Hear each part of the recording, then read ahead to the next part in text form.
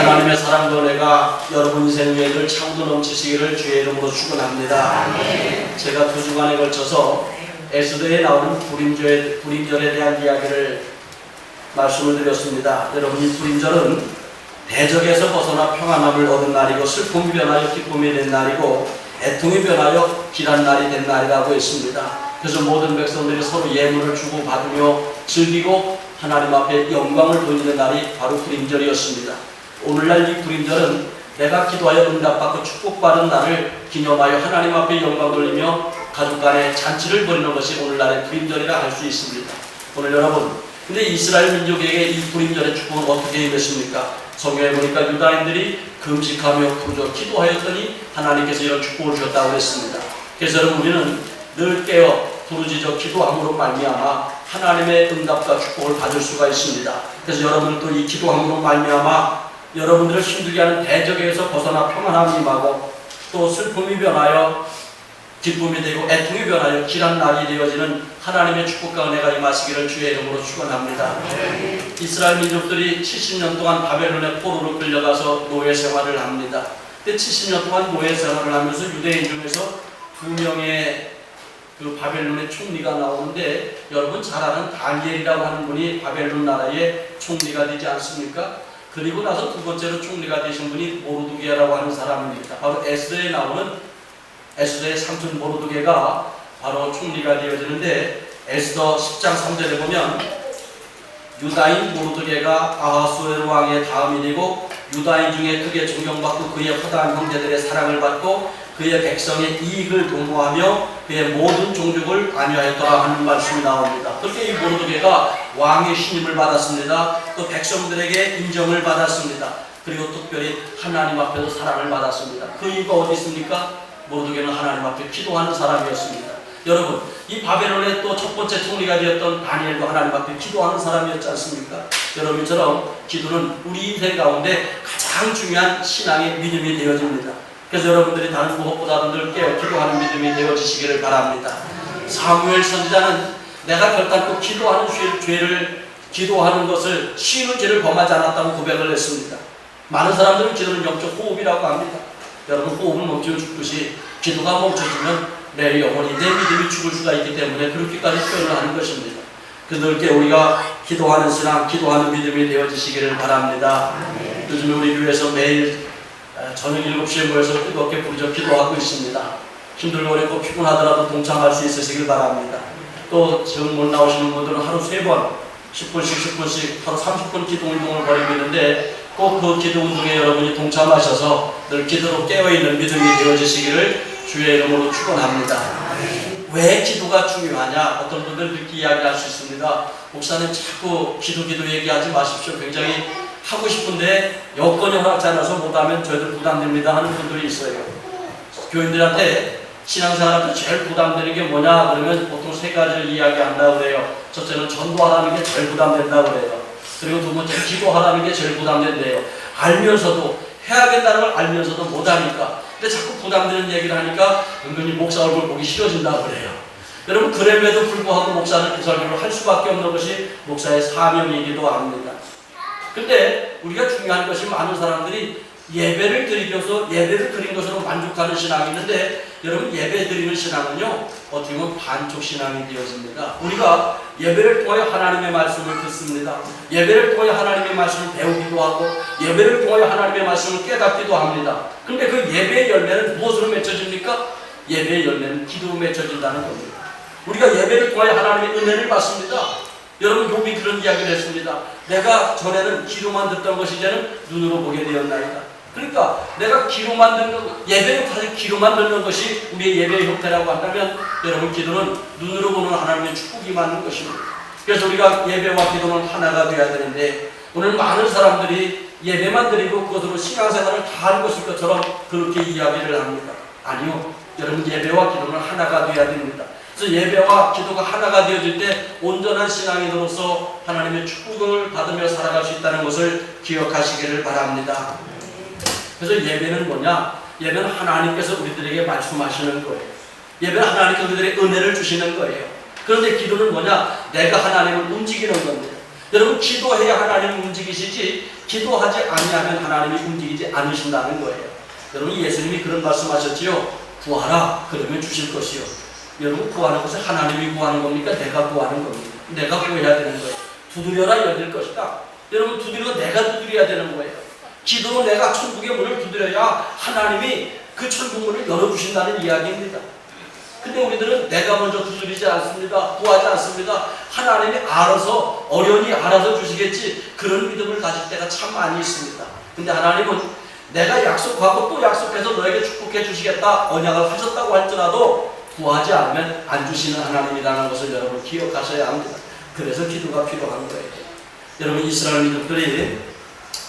민족들이 애국으로 들어가게 된 배경을 보면 하나님께서 먼저 그 요셉이라고 하는 사람을 보디발 장군의 노예로 가게 하고 또 감옥에 가는 그 어려움과 고난을 통해서 애국 나라의 총리가 되게 하셨습니다.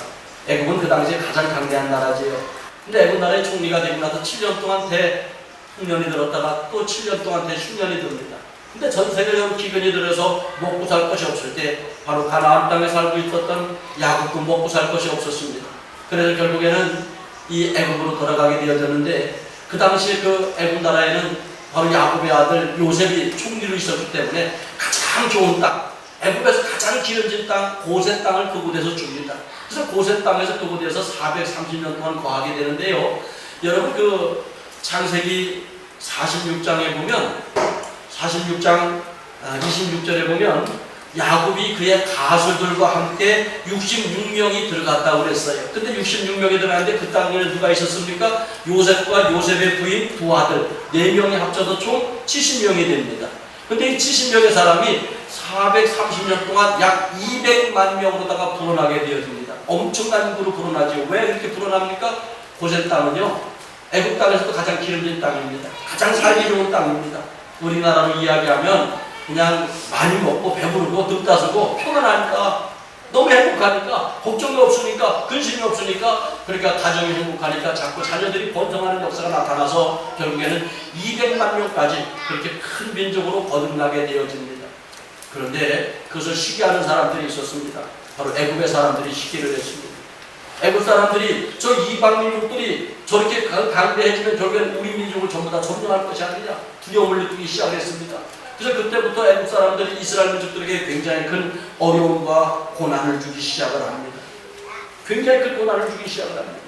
그래서 이스라엘 민족들이 거기서 너무 고통스러워서 하나님 앞에 막 부르짖고 기도해보지만 이것이 쉽게 해결되지 않았습니다. 근데 이스라엘 민족들이 그럼 이 고센 땅에서 예배를 드렸느냐 안 드렸느냐, 여러분 성경에 보면 모세가 바로 앞에 가가지고 제일 먼저 한 얘기가 뭡니까? 내가 이스라엘 민족을 데리고 나가서 광야에 가서 하나님 앞에 절기를 드리겠다, 그렇게 이야기를 했습니다. 그 얘기는 뭐냐? 예배를 드렸다는 거예요. 그러니까 전혀 예배도 안 드리고 절기도 안 지키고 번제도 안 드리는 사람들인데 그런 얘기를 할 이유가 없지요.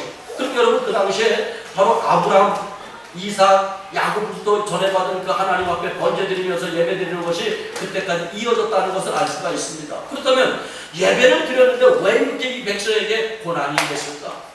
온전히 예배를 드렸는데, 열심히 예배를 드렸는데, 여러분 옛날이나 오늘날이나 그래요. 우리가 어려움 당하고 환난 당하고 고난 당하면 예배 드리는 자세가 틀려집니다. 더 사모합니다. 어떻게든 하나님의 은혜를 받아야 이 고난에서 벗어날 수 있다는 그 믿음이 있어요. 근데 온전히 예배를 드리고 정말로 사모하고 예배를 드려도 이 고난이 해결이 되어지질 않아요. 고난이 해결되어지질 않아요. 그럼 뭐합니까? 그때 필요한 것이 기도라는 겁니다. 여러분, 하나님께서 그때 예배를 하나님이 은혜를 주시면 기도를 통해서 열매가 맺혀지고 기도를 통해 하나님이 움직이시기 때문에 내가 기도하지 아니하면 하나님이 움직이지 않는다는 것을 우리가 기억을 해야 합니다.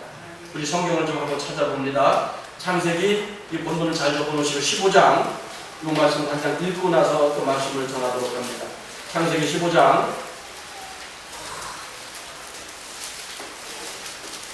13절을 봅니다. 15장 13절, 14절, 9절을 같이 한번 크게 읽습니다.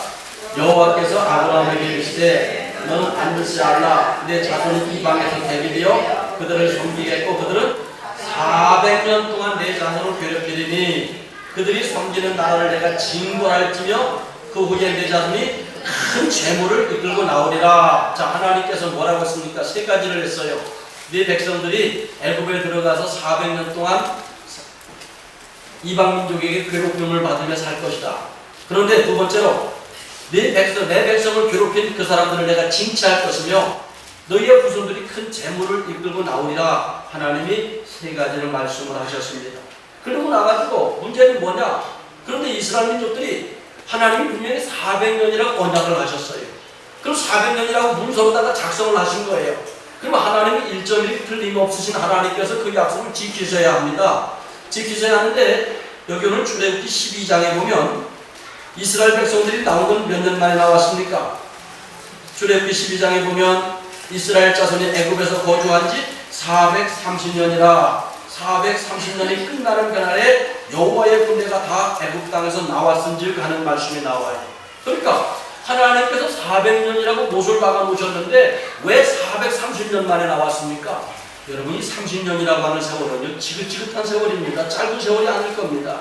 내가 평안할 때 30년이라고 해도 지긋지긋할 텐데 고난과 어려움 속에서 30년이라는 것은요 보통 문제가 아닙니다. 근데 왜 하나님께서 400년이라고 이야기하셨는데 왜 430년 만에 나왔을까?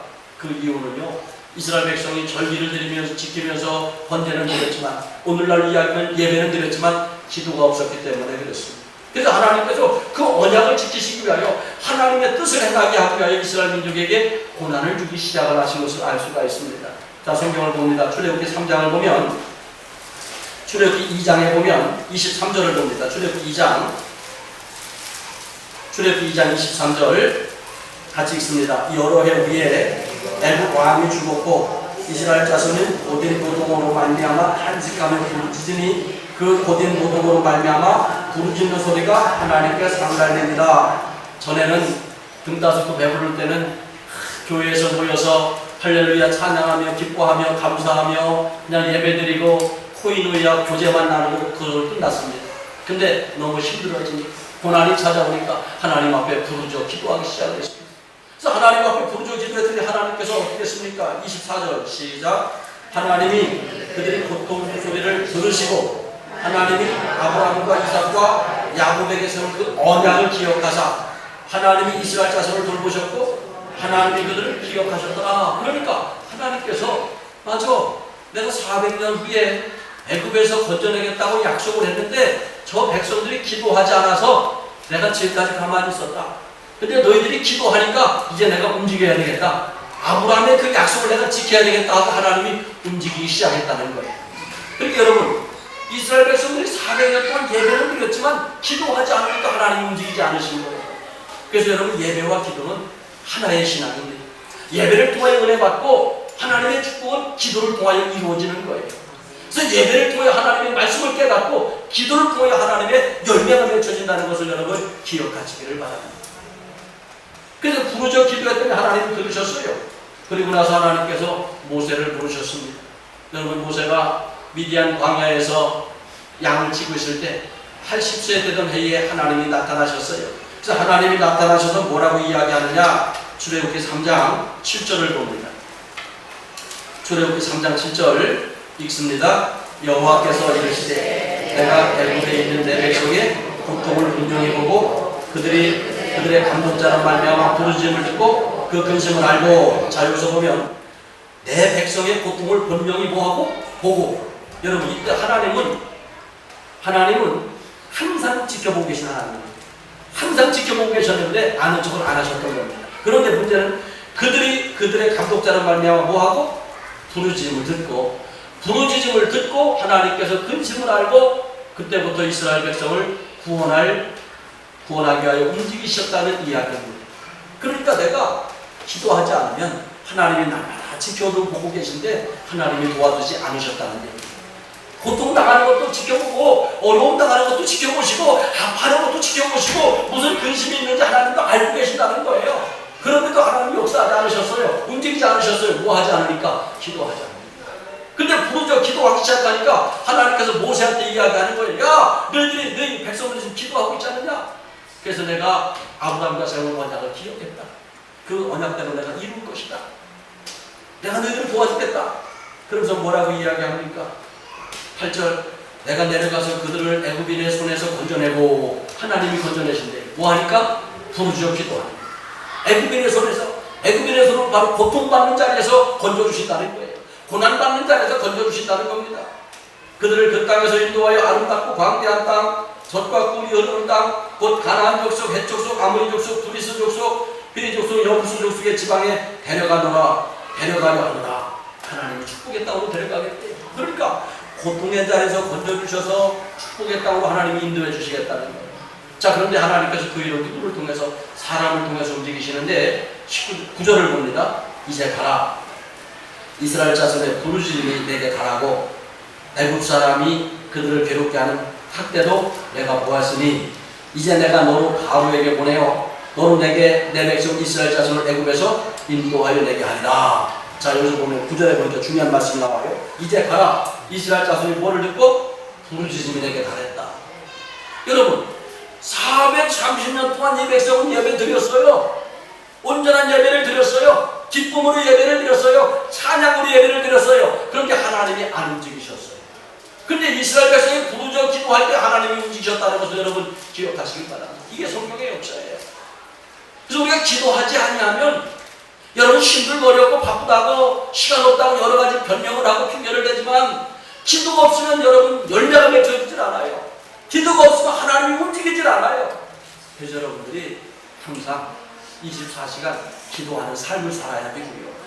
근데 기도하는 삶을 살아가는 때때로 너무 힘들고 어려워요. 그래서 성전을 찾아와서 풀려 기도하는 그 믿음도 필요하다는 것을 기억하시고 늘 깨어 기도할 수 있는 믿음이 되어지시기를 주의 이름으로 축원합니다.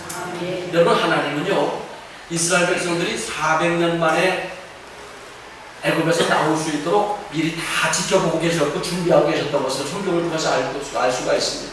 사도행전 7장 22절 23절에 보면 그런 말씀이 나와요. 모세가 애굽 사람의 모든 지혜를 배워 그의 말과 하는 일들이 능하더라. 나이가 40이 되면 그 형제 이스라엘 자손을 돌볼 생각이 나더니 하는 말씀이 나와요.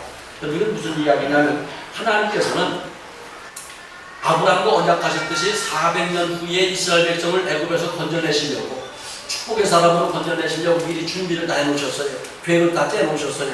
근데 그 주인공이 누구냐? 모세였습니다. 그래서 모세가 바로 애굽 나라 바로 공주의 왕자로 들어가게 했습니다.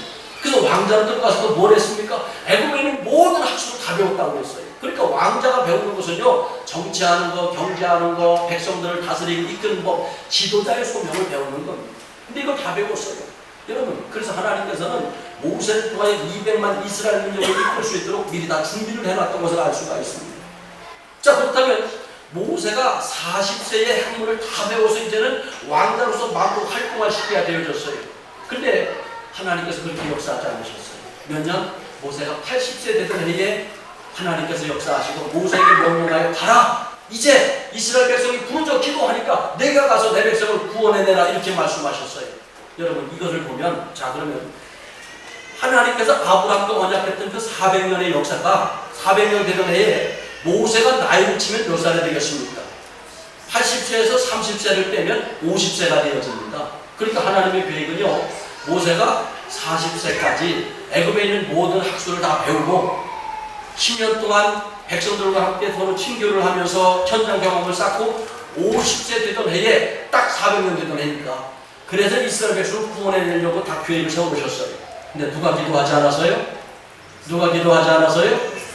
그럴 때는 여러분이 그렇게 이야기하는 거예요. 누가 기도하지 않았어요? 그럼 자기 이름을 대면서 자, 안정남 권사가 기도하지 않아서요, 그렇게 얘기하는 거예요. 제가 다시 한번 여쭤봅니다. 하나님은 400년 만에 이스라엘 백성을 구원해내려고 모세를 전부 다 공부를 시켜다 준비를 해놓으셨는데 백성들이 기도하지 않았어요. 오늘날도 마찬가지로 하나님은 지금도 여러분의 축복 주려고 다 예배해 놓으셨는데 기도하지 않아서 하나님이 움직이지 않고 계시고 지켜만 보고 가만히 계십니다. 누가 기도하지 않아서요? 누가 기도하지 않아서요? 이스라엘 백성들이 400년 만에 나와야 되는데 누가 기도하지 않아서요? 누가 기도하지 않아서요? 자꾸 기도하지 못한 우리가 부끄러워서. 아니, 이게 성경의 역사니까. 이게 성경의 역사니까. 기도하지 않으면 하나님께서 미리 다 준비해놓은 것을 하나님께서 준비해놓은 것도 우리가 누리지 못하는 겁니다. 받지 못하는 겁니다. 그래서 기도가 필요한 거예요.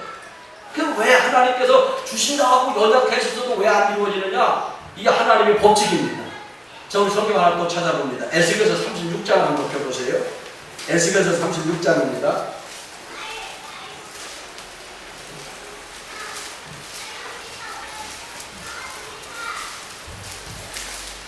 1209년입니다. 1209년, 구약성경 1209년, 구약성경 1209년, 에스겔서 36장 33절 같이 있습니다. 주 여호와께서 이같이 말씀하셨느니라.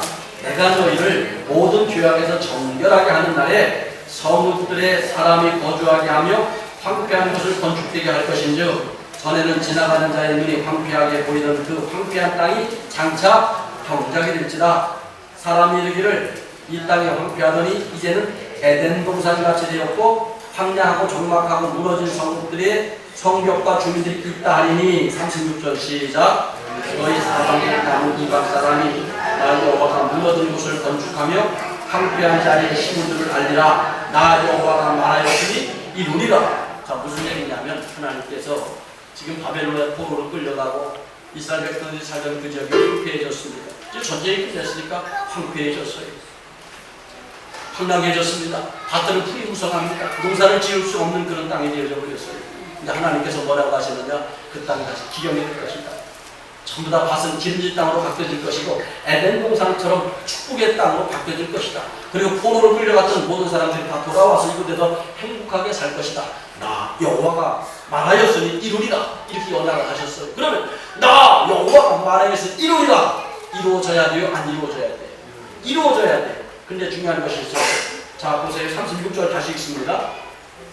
너희 사방에 남은 이방 사람이 나 여호와가 무너진 곳을 건축하며 황폐한 자리에 심은 줄을 알리라. 나 여호와가 말하였으니 이루리라 했는데 37절 주 여호와께서 이같이 말씀하셨느니라. 그래도 이스라엘 족속이 이같이 자기들에게 이루어 주시기를 내게 구하여야 할지라.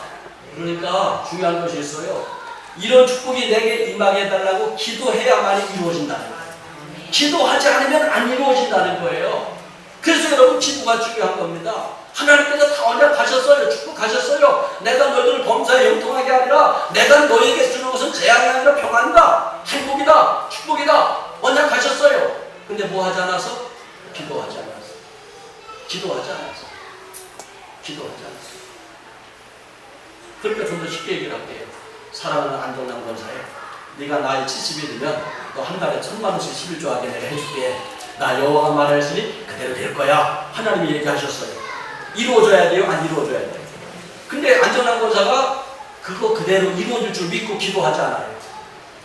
그냥 집에서 그냥 평안히 그냥 따뜻하게 그냥 뒹굴면서 더우면 또 에어컨 틀고 그냥 그러면서 편하게 생활하고 온전히 예배를 드리면서 열심히 해요. 근데 기도하지 않아요. 그럼 이루어진다는 얘기예요? 안 이루어진다는 얘기예요? 안 이루어진다는 얘기예요. 그러니까 여러분 예배와 기도는 하나입니다. 근데 우리들은 예배만 드리면 믿음 생활 다 알고 착각을 하는 거예요. 이게 사탄의 역사입니다. 예배를 통하여 은혜 받고 예배를 통하여 깨닫고 기도를 통하여 열매가 맺혀지는 거예요. 기도를 통하여 하나님의 축복이 많은 거예요. 그래서 여러분들에게 기도합시다 기도합시다 기도합시다 날마다 외치고 또 외치는 겁니다.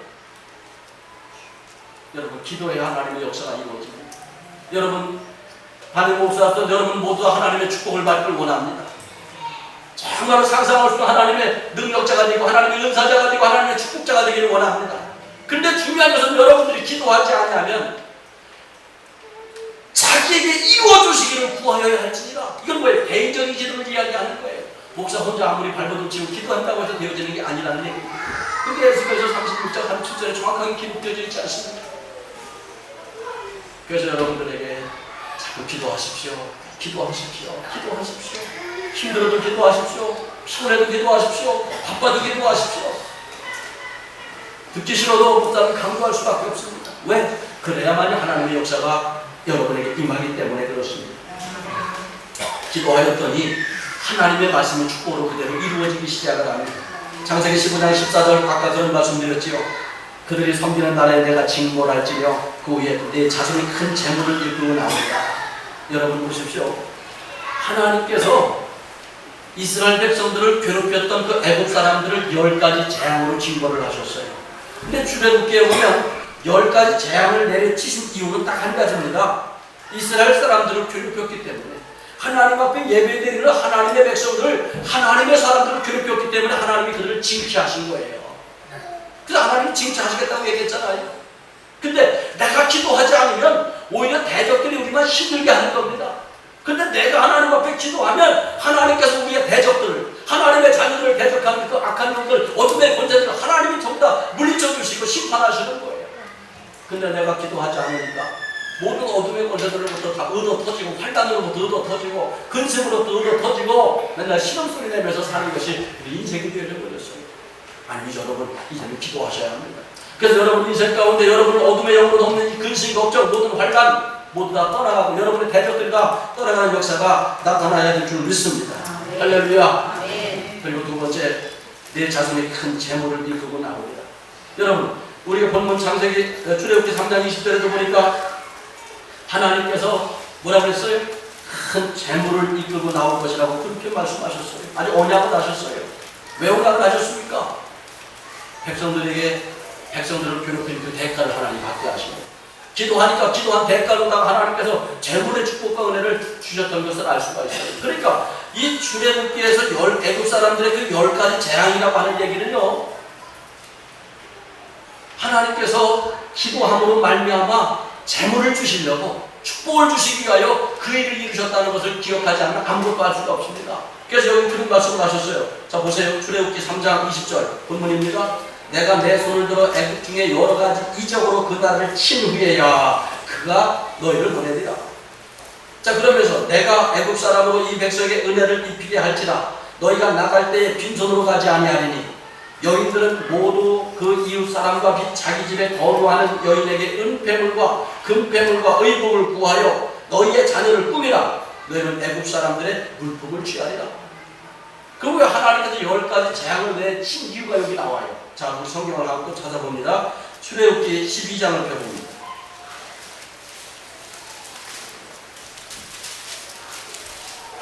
출애굽기 12장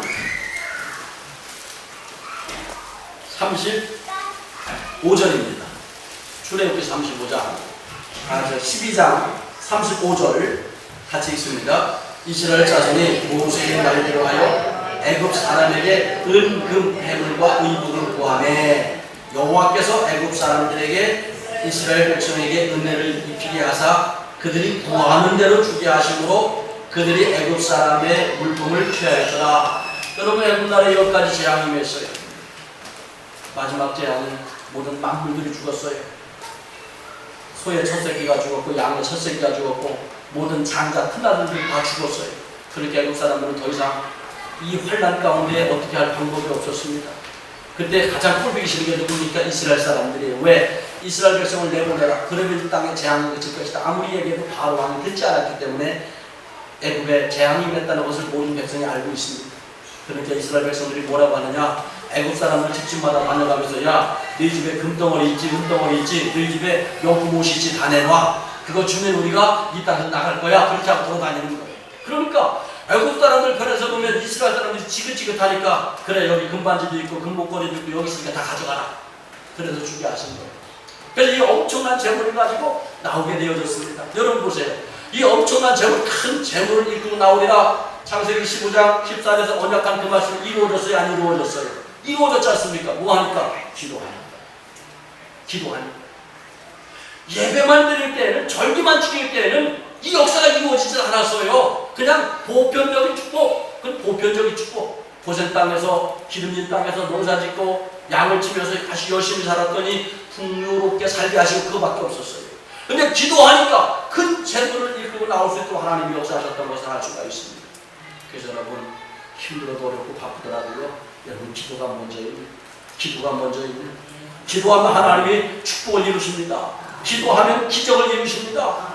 그래서 하나님께서 기도하는 이 백성들을 어떻게 했습니까? 미라클의 역사, 기적의 역사로다가 애굽에서 탈출시키는 그런 놀라운 역사가 나타나지 않았습니까?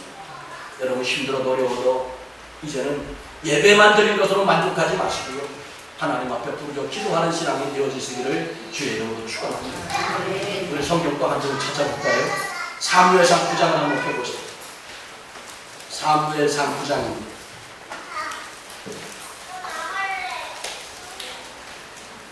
사무엘상 7장입니다. 죄송합니다. 사무엘상 7장 9절을 봅니다. 9절. 사무엘상 7장 9절. 제가 가지고 있는 성경은 418면에 있습니다. 418면. 418면 9절. 시작. 사무엘이 정먹는 어린 양 하나가 온전한 번제를 여호와께 드리고 이스라엘을 위하여 여호와께 부르짖음에 여호와께서 응답하셨더라. 여러분, 이스라엘 백성들이 엔리 제사장 때에 블레셋 사람들이 쳐들어와서 그들을 막으려고 싸우다가 패를 합니다. 참패한 이스라엘 백성들이 블레셋 사람들을 이기기 위하여 하나님의 법궤를 메고 나가서 싸워보지만 오히려 이스라엘 사람 3만 명이 죽임을 당하고 법궤는 빼앗깁니다. 아무것도 다 없이 다 빼앗겨버렸어요. 그때부터 이스라엘 백성들은 법궤 없이 영적 암흑기에 들어갑니다. 그때 사무엘 선지자를 중심으로 하나님 앞에 예배드리며 살고 있을 때 백성들이 그러는 거예요. 우리가 법궤를 잊어버려요. 이 법궤는 하나님을 상징하고 있지 않습니까? 어떻게 우리가 하나님을 섬길 수가 있느냐? 하나님을 섬길 수가 있느냐? 하나님의 법궤를 사모하고 하나님의 은혜를 사모하기 시작하는 거예요. 그때 사무엘 선지자가 너희들이 우상을 다 버리고 회개하고 하나님 앞에 돌아와라. 그래서 백성들이 다 버리고 우상을 버리고 회개하고 이제는 하나님만 섬기겠다고 소원하며 그렇게 기도하기 시작을 합니다. 그러면서 하나님 앞에 돌아오기 시작을 해요. 그럴 때에 미스바로 모여라. 미스바로 모일 소리가 다시 한번 백성들이 금식하며 회개하며 하나님 앞에 기도하자 모였습니다. 모이자 이 미스바의 지역에 이스라엘 백성들이 전부 다 모였다는 이야기를 듣자마자 블레셋 사람들이 총 공격해 옵니다. 그럴 때에 이스라엘 백성들은 풍전등화의 위기에 빠졌습니다. 어떻게 이 전쟁에서 헤쳐나갈 방법이 없었어요. 싸울 만한 여력도 없었어요. 싸울 만한 군사들도 없었어요. 그러면서 하는 이야기가 쉬지 말고 여호와께 부르짖어 우리를 구원해내라고 사무엘 선지자를 압박하기 시작을 합니다. 그럴 때 여기는 사무엘이 어떻게 합니까? 어린 양 하나를 취하여다가 온전한 번제를 여호와께 드린다고 했어요. 그러니까 온전한 번제, 마음을 다하고 뜻을 다하고 신령을 다하고 정성을 다하여 하나님 앞에 예배를 드렸다는 얘기예요. 그러고 나서 뭐 했습니까? 이스라엘을 위하여 여호와께 불을 지었더니 하나님이 응답하셨다고 했어요. 이건 뭘 얘기하는 겁니까? 예배와 기도는 하나라는 얘기예요. 근데 우리 예배만 드린 것으로 만족하고 있지 않습니까? 예배만 드린 것으로 내가 하나님 신앙생활을 다했습니다. 내가 이렇게 믿음생활을 다했습니다. 우리 큰 소리 치고 있잖아요. 온전한 예배를 드리기 위해 기도했더니 하나님 응답하셨어요. 그러니까 예배와 기도는 하나라는 것을 여러분 제가 자꾸 강조를 하는 거예요. 그랬더니 하나님께서 그날 큰 우레를 받아요. 블레셋 사람들 다 물리쳤어요. 다 물리쳤더니 하나님께 너무 감사하잖아요. 그래서 여기 오늘 사무엘상 7장 12절에 보니까 사무엘이 돌을 취하여 미스바와 센사이를 세워 이르되 여호와께서 여기까지 우리를 도우셨다 하고 그 이름을 에베네셀이다. 여러분 에베네셀 뜻이 뭐예요? 하나님 여기까지 도우셨다. 하나님 여기까지 도우시면 뭐예요? 이렇게도 한번 표현해보자. 전 예배입니다. 근데 하나님이 여기까지만 도우시고 오늘도 도우시고 내일도 도우시고 모레도 도우시고 내 인생 앞으로 미래도 도우셔야 되는데 그 미래를 도우시게 하는 건 뭘로 나와야 됩니까? 그럼 기도가 돼야 돼요. 그러니까 여러분 보세요. 자 여기까지 도우셨다. 은혜입니다. 은혜. 이제 여기까지 도우시고 잊어버려야 돼요.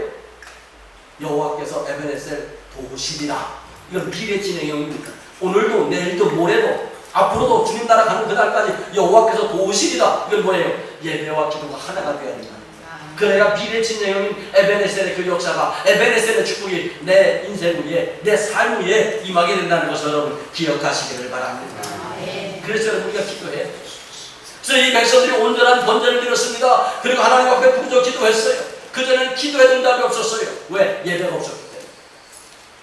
여러분 어떤 사람들은요 예배는 드리지 않고 기도만 하려고 하는 사람들이 있어요. 그래서 옛날에는 산에 가서 산기도 많이 하면 신령한 은사 받는 거, 능력 받는 거. 그렇게 해서 산에 올라간 사람들이 잘못된 사람들이 영적으로 잘못된 사람들이 얼마나 많이 있는지 몰라요. 예배와 기도는 하나이기 때문에. 그래서 기도가 앞서가도 안 되고 예배가 앞서가도 안 돼요. 늘 예배와 기도가 하나로 이루어져야 거기서 하나님의 역사가 임하기 때문에 그렇습니다. 그랬더니 하나님께 어떻게 하셨어요? 여기 사무엘상 7장 14절을 봅니다. 사무엘상 7장 14절 같이 한번 읽습니다.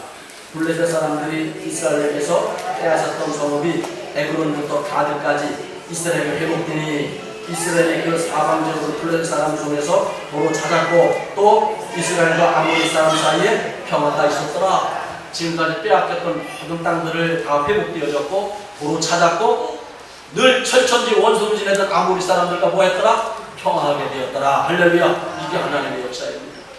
뭘 통해서? 온전한 예배와 기도를 통해서. 온전한 예배와 기도를 통해서. 온전한 예배와 기도를 통해서. 여러분 이렇게 주일날 나와서 하나님 앞에 예배드리는 거 하나님은 얼마나 기뻐하시는지 몰라요. 이스라엘 백성들의 고센 땅에서 400년 동안 예배드릴 때 하나님이 얼마나 기뻐 받으셨겠습니까? 근데도 안 움직이셨어요. 뭐 하지 않으니까? 기도하지 않으니까. 기도하지 않으니까. 기도하지 않으니까. 사실 기도하지 않으면 부담돼요. 목사도 그래요. 목사도 기도하고 싶지 않아요. 왜? 편하니까. 기도하지 않으면 얼마나 좋은지 몰라. 새벽에도 안 일어나도 되고요. 밤에도 여기 안 나와도 되고요. 근데요, 우리의 신앙은 그게 아니지 않습니까? 우리 신앙은 목사가 만들어서 하는 것도 아닙니다. 내가 만들어서 하는 거 아니에요. 하나님의 말씀이 있지 않습니까? 이 말씀이 우리가 신앙생활하는 법이에요. 법. 이 법대로 따라가는 거예요. 그래서 이 법대로 따라갈 때 하나님이 움직이시고 이 법대로 따라갈 때 하나님이 역사하시고 이 법대로 따라갈 때 하나님이 축복하시는 거예요. 그래서 율법이라고 하는 말은 율법, 세상을 움직이는 법이에요. 우리 마셨어요. 내가 또 누구에게 너희에게 이르노니 구하라. 그러면 너에게 주실 것이요. 찾으라. 그러면 찾아낼 것이요. 문을 두드리라. 그러면 너에게 열릴 것이다. 내가 구해야 되는데 구하지 않으니까 하나님이 주실 게 없어요. 내가 찾아 헤매야 되는데 찾지 않으니까 하나님이 주시질 않아요. 두드려라! 두드려라! 하나님 말씀하셨잖아요. 근데 우리가 두드리질 않아요. 그 두드리는 게 뭘 두드리라는 거예요? 기도로 두드리라는 거예요. 기도로. 그래서 여러분, 은혜는 하나님이 주시는 거고요. 믿음은 내가 하나님 앞에 올려드리는 거예요. 믿음도 하나님이 주시는 거 아니에요. 그래서 은혜는 하나님이 주시고 믿음은 내가 하나님 앞에 드리는 거예요. 자, 축복은 하나님이 주시고 기도는 내가 하나님 앞에 올려드리는 거예요. 근데 우리가 기도를 올려드리지 않으니까 하나님의 축복이 내게 임하지 못하는 거예요. 그래서 여러분들이 자꾸 하늘나라를 두드려야 돼요. 천국문을 두드려야 돼요. 축복의 문을 두드려야 돼요. 그래야 열려지는 역사가 나타나는 걸 믿으시길 바랍니다. 그래서 누가복음 9장 11장 누가복음 11장 10절에 보면 구하는 이마다 받을 것이요 찾는 이는 찾아낼 것이요 두드리는 이에게 열릴 것입니다. 너희 중에 아버지 된 자로서 누가 아들이 생선을 달라 하는데 생선 대신 뱀을 주며 알을 달라 하는데 전갈을 주겠느냐? 너희가 악할지라도 좋은 것을 자식에게 줄 줄 알거든 하물며 너희 하늘 아버지께 구하는 자에게 성령을 주시지 않겠느냐? 하나님이 주신 응답은 뭐냐? 성령 주신다는 거예요. 성령 주신다는 거예요. 그러니까 여러분, 하나님 내가 10,000,000원이 필요합니다. 10,000,000원 주세요. 하나님은 옛다 네가 10,000,000원 필요하니까 여기 10,000,000원이다. 돈다발 떠주시는 게 아니란 말이에요. 뭘 주십니까? 성령 주신다는 거예요. 성령으로 충만해지니까 하나님께서 그 10,000,000원을 해결할 수 있는 길을 열어놓으신다는 거예요. 내가 성령으로 충만해지니까 내 인생에 있는 모든 고난과 어려움과 환난과 하나님께서 그 성령을 통해 해결하신다는 거예요. 도와주신다는 거예요. 슬픔이 변하여 기쁨이 되게 하시고 애통이 변하여 지날 것으로 바꿔주신다는 거예요. 그게 바로 하나님의 역사입니다.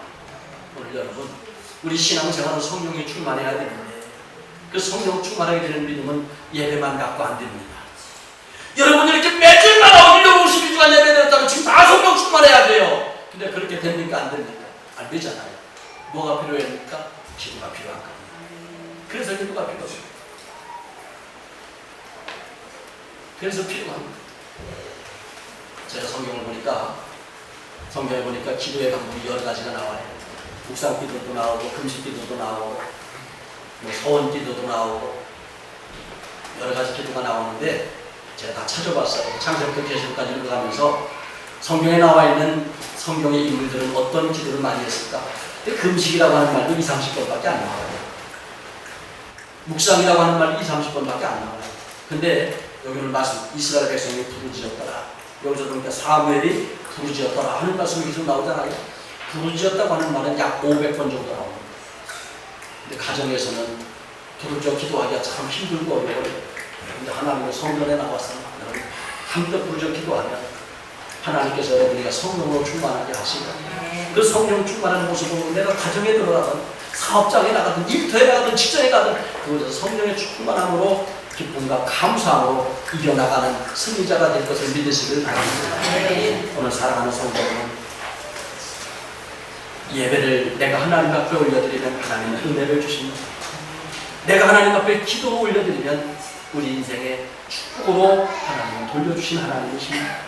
근데 내가 예배를 드리면 은혜를 주시는데 기도하지 않으면 우리 인생의 열매가 맺혀지지 않습니다. 기도하지 않으면 응답의 역사가 없습니다. 기도하지 않으면 하나님이 움직이지 않습니다. 기도하지 않으면 하나님이 언약하고 약속하신 것도 이루어지지 않습니다. 그러나 기도하면 하나님이 언약하신 것이 다 이루어집니다. 약속하신 것이 다 이루어집니다. 내가 기도하면 약속하지 않았던 것이 아니라 가장 좋은 것으로 하나님이 역사한다는 것을 믿으시고 늘 깨어 부르짖어 기도하는 믿음이 되어지시기를 주의 이름으로 축원합니다. 기도하겠습니다.